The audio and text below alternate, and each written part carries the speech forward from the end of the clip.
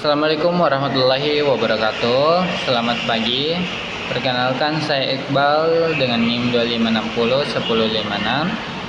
Pada kesempatan ini saya akan mempresentasikan tugas dengan judul memahami wawasan kebangsaan dan implementasi geopolitik di era globalisasi. Kita mulai dari latar belakang. Indonesia itu negara kepulauan terbesar di dunia dengan keberagaman suku, agama, budaya, dan bahasa yang sangat kaya. Nah, di sisi lain, globalisasi yang terjadi sekarang ini membawa tantangan tersendiri terhadap persatuan bangsa. Karena itu, kita memerlukan pemahaman wawasan kebangsaan sebagai dasar untuk menjaga keutuhan NKRI. Intinya, persatuan bangsa ini harus tetap dijaga meskipun zaman terus berkembang. Nah, dari latar belakang tadi, ada 6 rumusan masalah yang saya angkat. Apa pengertian wawasan kebangsaan, apa tujuannya, bagaimana wawasan Nusantara, bagaimana geopolitik Indonesia, apa saja ancaman disintegrasi bangsa, dan bagaimana cara menjaga nasionalisme di era globalisasi. Pembahasan apa itu wawasan kebangsaan. Wawasan kebangsaan adalah cara pandang bangsa Indonesia terhadap diri dan lingkungannya dengan mengutamakan persatuan dan kesatuan bangsa. Fungsinya ada 3: menyatukan keberagaman yang kita miliki, menumbuhkan rasa cinta tanah air, dan menjaga keutuhan NKRI. Wawasan kebangsaan ini juga punya 3 tujuan utama: menjaga persatuan bangsa, menjaga kedaulatan negara, dan mewujudkan perdamaian dunia. Sedangkan nilai-nilai yang terkandung di dalamnya meliputi cinta tanah air, persatuan, rela berkorban, kawanan sosial, dan menghargai hak asasi manusia. Selanjutnya, apa itu wawasan Nusantara? Ini adalah cara pandang bangsa Indonesia terhadap wilayahnya sebagai satu kesatuan politik, ekonomi, sosial budaya, serta pada pertahanan dan keamanan. Wawasan Nusantara ini punya 3 dasar hukum: Deklarasi di Juanda tahun 1957, Undang-Undang 1945, dan Pancasila. Wawasan Nusantara ini dijalankan berdasarkan 5 asas: kepentingan bersama, keadilan, kejujuran, solidaritas, dan kerjasama.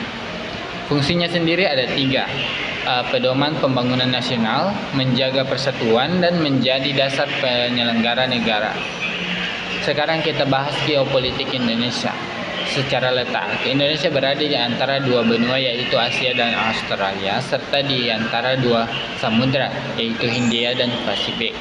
Posisi ini membawa dampak besar. Indonesia jadi alur perdagangan dunia, punya potensi ekonomi yang besar, dan menempati posisi strategis di kancah internasional. Status Indonesia sebagai negara kepulauan diakui secara internasional lewat UNCLOS 1982, Konvensi Hukum Laut PBB. Indonesia juga memiliki zona ekonomi eksklusif atau ZEE sejauh 200 mil laut. Karena itu Indonesia berorientasi sebagai negara maritim dengan kekayaan laut yang sangat besar.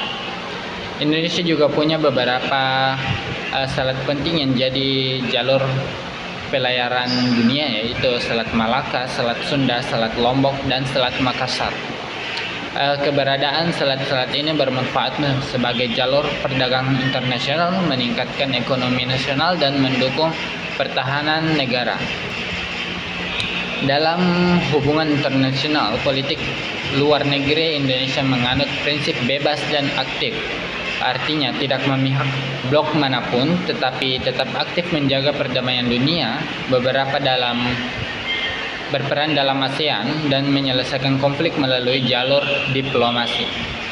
Untuk menjaga keutuhan NKRI, ada 4 bentuk kesatuan yang harus dijaga: kesatuan politik, kesatuan ekonomi, kesatuan sosial budaya, serta kesatuan pertahanan dan keamanan. Meski begitu, ada beberapa ancaman disintegrasi bangsa yang perlu kita waspadai, yaitu konflik sosial, separatisme, radikalisme, toleransi, kesenjangan pembangunan, serta hoaks atau ujaran kebencian. Globalisasi ini membawa dua sisi bagi nasionalisme kita. Di sisi politik, ada kemajuan teknologi, akses informasi yang cepat, dan kerjasama internasional yang makin luas. Tapi di sisi negatif, ada risiko lunturnya budaya lokal, meningkatnya individualisme, hedonisme, dan pengaruh budaya asing yang berlebihan. Di sinilah peran generasi muda jadi kunci. Kita harus menjaga persatuan, menguasai teknologi, menolak hoaks, melestarikan budaya Indonesia, menghasilkan inovasi, dan juga teladan dalam kehidupan bermasyarakat. Masuk ke penutup. Dari semua pembahasan tadi, dapat disimpulkan bahwa wawasan kebangsaan merupakan dasar untuk menjaga persatuan Indonesia, dan wawasan Nusantara memperkuat keutuhan wilayah NKRI. Geopolitik Indonesia sangat strategi. Ancaman terhadap bangsa harus kita hadapi bersama-sama, dan nasionalisme harus terus diperkuat, terutama oleh generasi muda. Sebagai penutup, saya ingin menyampaikan satu kutipan. Persatuan adalah kekuatan utama dalam menjaga keutuhan negara kesatuan Republik Indonesia. Baik, apakah ada pertanyaan? Demikian presentasi dari saya, Iqbal, NIM 25601056. Terima kasih atas perhatiannya. Mohon maaf apabila ada kekurangan. Wassalamualaikum warahmatullahi wabarakatuh.